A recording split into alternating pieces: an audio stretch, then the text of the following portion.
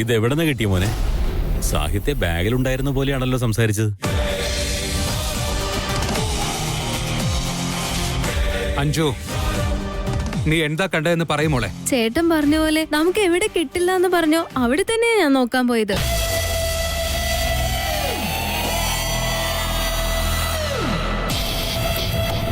അവിടുന്ന് തന്നെ കിട്ടി.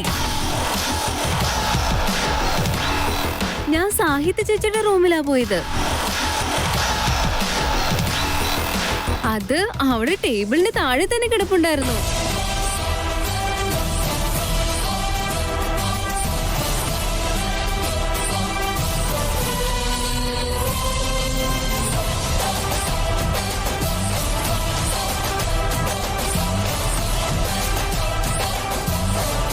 ഇനിയിപ്പോ വെള്ളി ആയാലും സ്വർണ്ണമായാലും വജ്രമായാലും ശരി, അതൊരു വസ്തു മാത്രമാണ്. ജീവനുള്ള മനുഷ്യന്മാരെക്കാൾ ഇതുപോലുള്ള മെറ്റീരിയൽസിനൊന്നും പ്രാധാന്യം കൊടുക്കരുത്.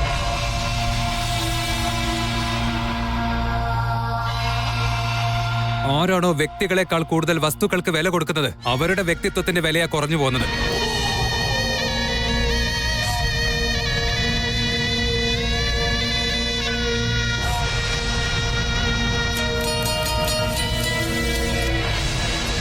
ഇന്ന നിന്റെ വളകള്. വേദാന്തേ, ഒരു മിനിറ്റ്. ഈ വള എന്റെ കയ്യിൽ ഇരിക്കട്ടെ. മുത്തശ്ശി, ആരും സംസാരിക്കേണ്ട ആവശ്യമില്ല. ഇതെന്റെ വളകളാണ്. എന്റെ അമ്മ എനിക്ക് തന്നതാണ്. ഈ നാടകമൊക്കെ മതിയാക്ക നീ. എനിക്ക് അമൂല്യ ഒരുപാട് ഇഷ്ടമായിരുന്നു.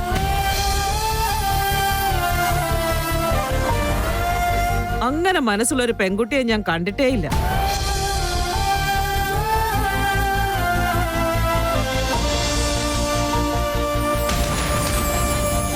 അതുകൊണ്ടാണ് ഈ വളകൾ ഞാൻ അവൾക്ക് തന്നെ കൊടുത്തത്.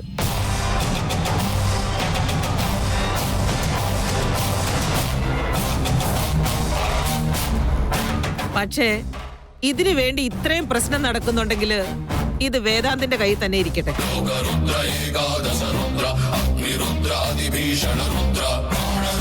വേദാന്ത്, എല്ലാവരുടെയും മുന്നിൽ വെച്ച് ഈ വളകൾ ഞാൻ നിനക്ക് തരുവാണ്.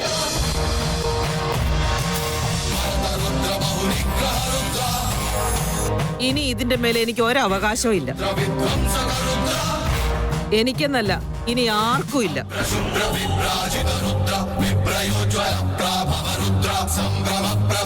നിനക്കിത് ആർക്കാണോ കൊടുക്കണമെന്ന് തോന്നുന്നേ അവർക്ക് തന്നെ കൊടുക്കാം.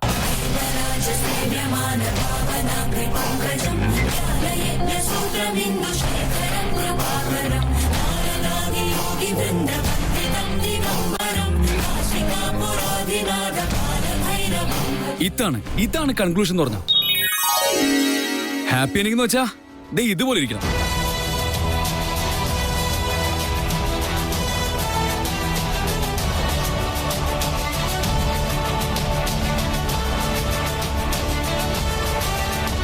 വീരവനിത മുത്തശ്ശി, യങ് ഡൈനാമിക് മുത്തശ്ശി, നമ്മുടെ ആക്ഷൻ ക്വീൻ മാതാശ്രീ. ഓ, ഒന്നടങ്ങ്. നമ്മളെല്ലാം ഇവിടെ കൂടിയിരിക്കുന്നത് ഈശ്വര പൂജയ്ക്ക് വേണ്ടിയിട്ടാണ്. ആദ്യം നമുക്ക് എല്ലാവർക്കും ചേർന്ന് പൂജ നടത്താൻ നോക്കാം.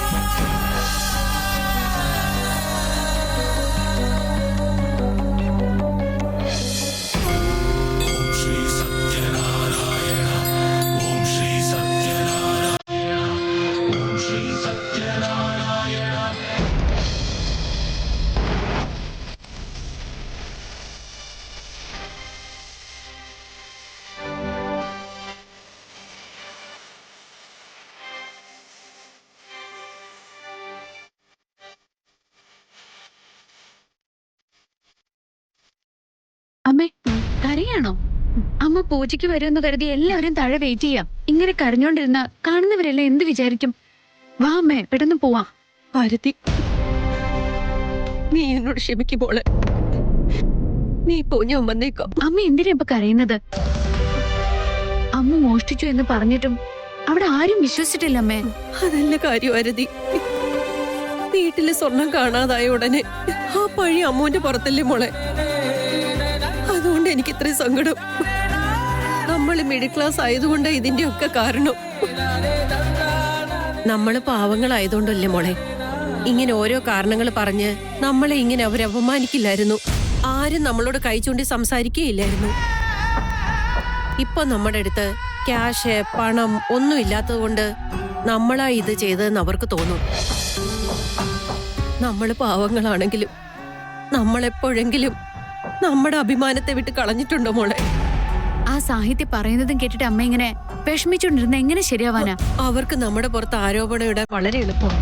ഒരു പക്ഷെ നമ്മൾ തെറ്റ് ചെയ്തിട്ടില്ലെന്ന് മനസ്സിലായാൽ തുണി കുടയുന്നത് പോലെ കുടയുന്നതും വളരെ എളുപ്പം തന്നെ.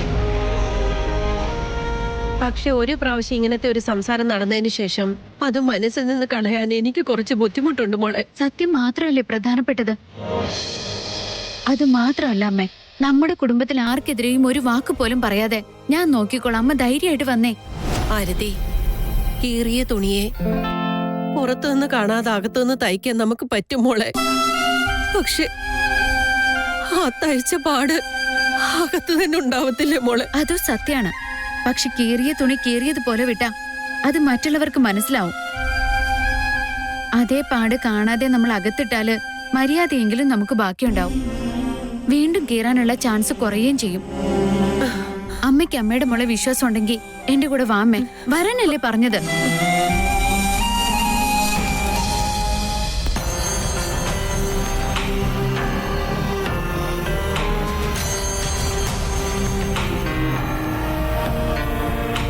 അമ്മമ്മ തന്ന വള സ്വർണ്ണം ആണെങ്കിലും അല്ലെങ്കിലും അത് വേണമെന്ന് പോലും ഞാൻ ഒരിക്കലും ആഗ്രഹിച്ചിട്ടില്ല. അതിന്റെ കൂടെ ഞാൻ വേറെയും വളകൾ ഇട്ടിട്ടുണ്ടായിരുന്നല്ലോ. അതിന്റെ കൈ കിടക്കുമ്പോ ആ വള കാണുന്ന സമയത്ത് ഇന്നല്ലെങ്കിൽ നാളെ ഞാൻ വേദാതിന്റെ ഭാര്യയാവും എന്നുള്ളൊരു തോന്നലെങ്കിലും ഉണ്ടായിരുന്നു.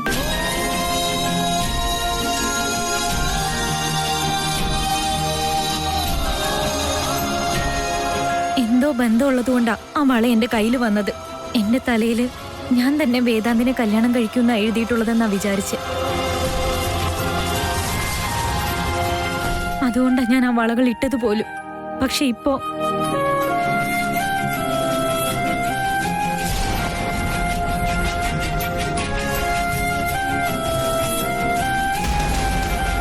വേദാന്ത്, വേദാന്ത്,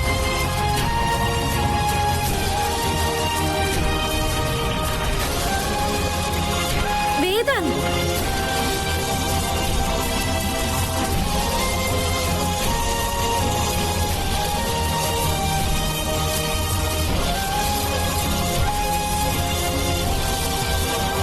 വേദാന്ത്, വള തരാനാണോ വന്നേ? Thank you.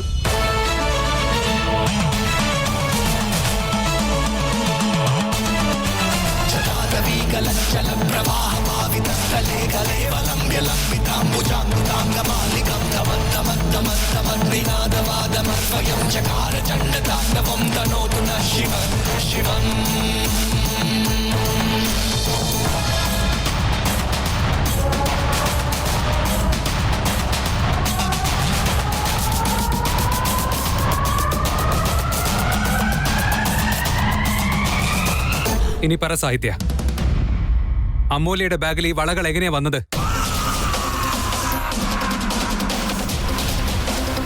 Come on, tell me.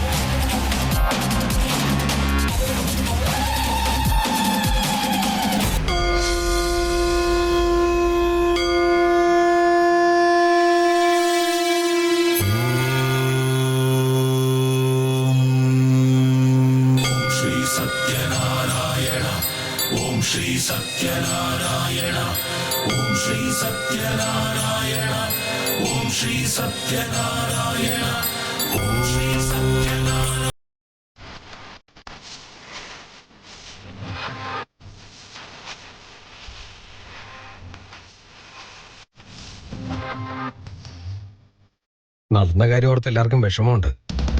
ഒരു നല്ല കാര്യത്തിന് വന്നിട്ട് ഇങ്ങനെയൊന്നും സംഭവിക്കാൻ പാടില്ലാത്തതാ. അവർക്ക് വേണ്ടി ഞാൻ ക്ഷമ ചോദിക്കുകയാണ്. അയ്യോ, നിങ്ങൾ എന്തിനാ എന്നോട് ക്ഷമ ചോദിക്കുന്നേ? എല്ലാവരും ഒത്തുചേർന്ന് സന്തോഷത്തോടെ പൂജ ചെയ്യണമെന്നായിരുന്നു ആഗ്രഹം.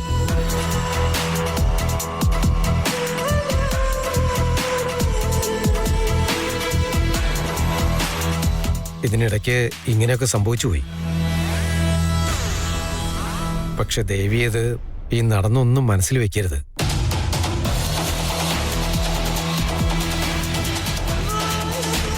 ഇന്നലെ തൊട്ട് നമ്മളൊരു കുടുംബം പോലെയായിരുന്നു.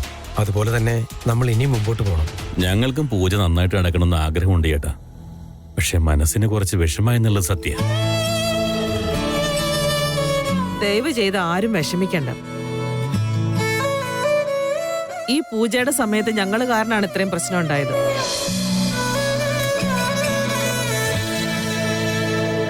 നിങ്ങളിപ്പോ സങ്കടത്തോടെ ഇരുന്ന ഈ പൂജ നടന്നാലും നടന്നതുപോലെ തോന്നില്ല. ഞങ്ങൾ കാരണം നടന്നൊരു തെറ്റ് നിങ്ങൾ മനസ്സിലെടുക്കരുത് കേട്ടോ.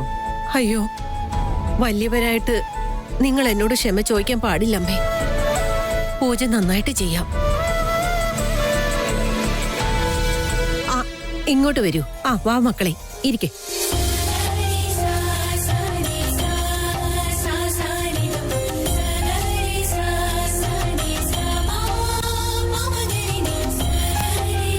എന്റെ ഭാര്യ, നീ ഇങ്ങനെ ടെൻഷൻ അടിക്കണ്ട. ചേട്ടൻ റൗഡി കൊച്ചിന്റെ അടുത്ത് ഇന്ന് സംസാരിച്ചോളും. എല്ലാം ശരിയാവും എന്റെ മനസ്സ് പറയുന്നുണ്ട്. നീ സമാധാനത്തോടെ പൂജയിൽ ഇൻവോൾവ് ആവാൻ നോക്ക്. ചേട്ടൻ അവളുടെ അടുത്ത് കുറച്ചു നേരം സംസാരിച്ചു കഴിഞ്ഞാൽ എല്ലാം ശരിയാവേണ്ടതാ. തിരുമേനി, എന്നാ പിന്നെ തുടങ്ങിയാലോ?